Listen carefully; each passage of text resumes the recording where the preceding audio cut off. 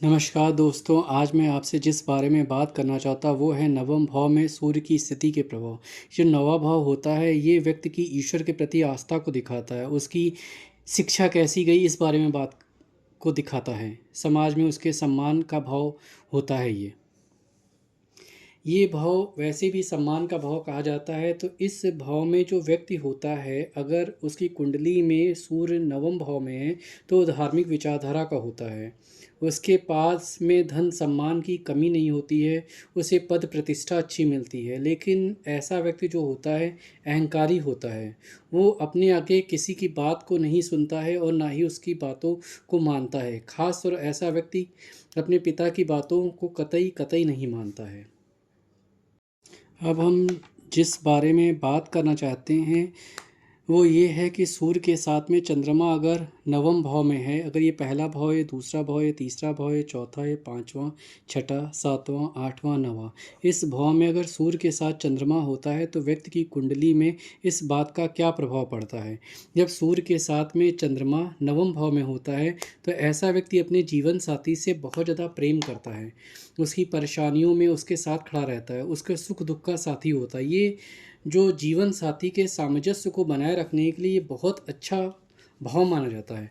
ऐसे व्यक्ति की बुद्धि बहुत ज़्यादा तीव्र होती, बहुत ज़्यादा अच्छी बुद्धि मानी जाती है और वो बहुत अच्छे तरीके से अपने निर्णयों को ले लेता है। ऐसे व्यक्ति के पास में धन अधिक मात्रा में होता है, धन अधिक होता है, उसके पास कभी धन की कमी नहीं होती है। वह एक साथ कई तरह के व्यवसाय में संलग्न भी रह सकता है। अगर किसी व्यक्ति की कुंडली में सूर्य के साथ में मंगल नवम भाव में होता है, इस भाव में सूर्य के साथ में मंगल की युति होती है तो क्या प्रभाव पड़ता है। अगर इस भाव में सूर्य के साथ में मंगल होता है तो व्यक्ति को बहुत ज़्यादा सफलता मिलती है। ये बहुत ज़्यादा अच्छा भाव माना जाता है। ऐसा व्यक्ति बहुत ज़्यादा एक्टिव होता है, बहुत ज़्यादा फुर्ती से, बहुत ज़्यादा तेज़ी से अपने सारे कामों को निपटा लेता है। आप ये कह सकते हैं कि उसके अंदर ऊर्जा का संचार बहुत ज़्यादा तेज़ी से होता है। ऐसा व्यक्ति पुलिस में हो सकता है, सेना में हो सकता है या फिर पॉलिटिक्स में भी अच्छे पद पर हो सकता है। ऐसा व्यक्ति जो होता है बहुत ज़्यादा मिलनसार होता है, मतलब कि लोग उसको देख करके उसकी तरफ आकर्षित हो जाते हैं, आप ऐसा कह सकते हैं। लेकिन अगर यहाँ पर मंगल की स्थिति ठीक नहीं तो व्यक्ति का अपने जीवन साथी के साथ में सामंजस्य बैठा पाना बहुत ज़्यादा मुश्किल होता है। उसका अपने जीवन साथी के साथ में संबंध ठीक से नहीं चल पाता है। अगर किसी व्यक्ति की कुंडली में सूर्य के साथ में बुध नवें भाव में होता है, इस नवम भाव में होता है, तो वो व्यक्ति की कुंडली पर क्या प्रभाव पड़ता है। इस भाव में सूर्य और बुध जो है बहुत ज़्यादा अच्छा परिणाम देते हैं, बहुत ज़्यादा अच्छा परिणाम, क्योंकि ऐसा व्यक्ति जो होता है धार्मिक विचारधारा का होता है और धार्मिक विचारधारा के होने के साथ साथ उसका दिमाग भी अच्छा होता है, वो लोगों को हमेशा अच्छी सलाह देता है। ऐसा व्यक्ति कभी कभार नेता भी बन जाता है, अच्छा पॉलिटिशियन हो सकता है, एक एक नेता की तरह होता है, लोग उसकी बातों को सुनते समझते हैं। जैसे पुराने ज़माने में कहते हैं कि जन समूह का नेता हो सकता है वो। ऐसा व्यक्ति शिक्षक हो सकता है, प्रिंसिपल हो सकता है।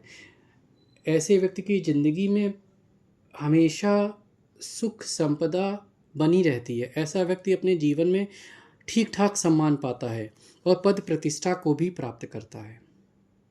अगर किसी व्यक्ति की कुंडली में नवम भाव में सूर्य के साथ में गुरु होता है तो ये सबसे ज़्यादा अच्छा योग माना जाता है, सारे योगों में सबसे ज़्यादा अच्छा योग माना जाता है।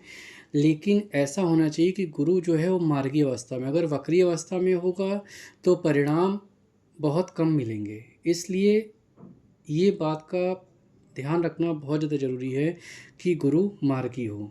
ऐसे व्यक्ति के पास में बहुत ज़्यादा धन होता है, बहुत ज़्यादा अमीर होता है। व्यक्ति जो होता है धार्मिक विचारधारा से जुड़ा रहता है, धर्म में, धार्मिक क्रियाकलापों में, मंदिर में या फिर वो जिस भी धर्म से संबंधित है वहाँ पर वो बहुत ज़्यादा पैसा खर्च करता है, लोगों की भलाई का काम करता है और समाज में उसे सम्मान मिलता है। यहाँ पर सूर्य के साथ में गुरु की स्थिति ये भी दिखाती है कि ऐसे व्यक्ति का पिता जो है वो भी एक बहुत ज़्यादा बड़ा इंसान होगा, जाना पहचाना इंसान होगा। जब किसी व्यक्ति की कुंडली में सूर्य और शुक्र नवम भाव में होते हैं, इस भाव में होते हैं, तो व्यक्ति की कुंडली पर इसका क्या प्रभाव पड़ता है। अगर किसी व्यक्ति की कुंडली में ये योग पाया जाता है तो ये योग जो है विदेश यात्रा के लिए, विदेश में सेटल होने के लिए बहुत ज़्यादा अच्छा माना जाता है। ऐसा व्यक्ति जो होता है विदेश में जा कर के उच्च शिक्षा को प्राप्त करता है, विदेश में सेटल हो सकता है, विदेश से पैसा कमा करके वापस अपने देश भी आ सकता है, लेकिन अच्छा खासा पैसा कमाता है। यहाँ पर शुक्र की स्थिति ये भी दिखाती, ऐसे व्यक्ति का स्वास्थ्य बहुत ज़्यादा अच्छा होता है, उसे कम से कम बीमारियाँ होती या फिर उसे कभी भी कोई गंभीर बीमारी नहीं होती, ऐसा आप कह सकते हैं। लेकिन यहाँ पर ये युति ये भी दिखाती कि ऐसे व्यक्ति के कई सारे प्रेम प्रसंग होते हैं, उसके कई सारे अफेयर्स होते हैं। ऐसा व्यक्ति जो होता है धनी तो होता है, लेकिन वो दिखावा भी बहुत ज़्यादा करता है। जब सूर्य के साथ में शनि नवम भाव में होते हैं तो ये युति इतनी ज़्यादा अच्छी नहीं मानी जाती, क्योंकि सूर्यदेव शनिदेव के पिता हैं। और ये दोनों ग्रह एक दूसरे के साथ में इतना ज़्यादा सामंजस्य बैठा करके नहीं चलते हैं। लेकिन हाँ, ये युति जो है व्यक्ति की उम्र को लंबा करती है। जिस भी व्यक्ति की कुंडली में ये युति पाई जाती है उस व्यक्ति की उम्र ज़्यादा होती है। ऐसे व्यक्ति जो होता है बहुत ज़्यादा कुशाग्र बुद्धि का होता है। ऐसे व्यक्ति को सफलता तो मिलती है, लेकिन काफ़ी ज़्यादा परेशानी, काफ़ी ज़्यादा दिक्कतों के बाद में मिलती हैं। ऐसा व्यक्ति धार्मिक होता है, लेकिन वहाँ पे उसका धर्म कुछ अलग तरीके का होता है। ऐसा व्यक्ति जो धर्म में तथ्यों को ढूँढने लगता है, वो ये सोचता है कि ये धर्म इस तरह से चल रहा है तो इसके पीछे वो तथ्य को जानना चाहता है। मतलब कि क्या सही है, क्या गलत है, इस चीज़ की बड़ी जाँच-पड़ताल करता है। ईश्वर में जो विश्वास होता है वो इतना अडिग नहीं होता है, इसको हर बात का सबूत चाहिए होता है। ऐसे व्यक्ति का दिमाग जो होता है बहुत तेज चलता है, लेकिन ऐसा व्यक्ति शक्की होता है। सूर्य के साथ में राहु की युति जब नवम भाव में होती है तो ये व्यक्ति की कुंडली में क्या प्रभाव डालती है। जब किसी व्यक्ति की कुंडली में सूर्य के साथ में राहु नवम भाव में होता है तो ये एक अलग प्रकार का योग होता है। ये व्यक्ति की कुंडली में अलग तरीके से का एक प्रभाव डालता है। ऐसे व्यक्ति के जीवन में आकस्मिक घटनाएं होती हैं। आकस्मिक कह सकते हैं, कभी बहुत ज़्यादा अच्छी घटनाएं हो गई, कभी खराब घटनाएं हो गई, एकदम से बहुत ज़्यादा फ़ायदा होता चला गया, किसी समय एकदम से बहुत ज़्यादा घाटा हो गया। ऐसा व्यक्ति जो होता है साहसी बहुत ज़्यादा होता है और अपने जीवन में आने वाली परेशानियों से, मुश्किलों से घबराता नहीं है। ऐसे व्यक्ति का दिमाग जो है संतुलित नहीं रह पाता है, वो हमेशा ये सोचता रहता है कि इस परेशानी का निपटारा कैसे हो पाएगा, इस परेशानी का निपटारा कैसे हो पाएगा। लेकिन फिर भी ये योग जो है इतना ज़्यादा अच्छा नहीं माना जाता है।